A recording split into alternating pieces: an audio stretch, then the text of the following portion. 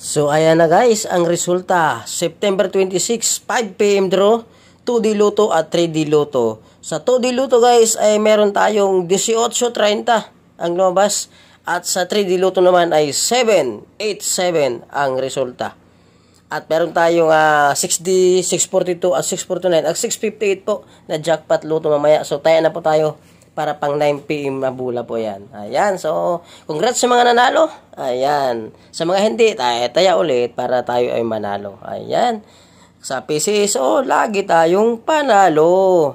Ayan guys, PCSO baka naman.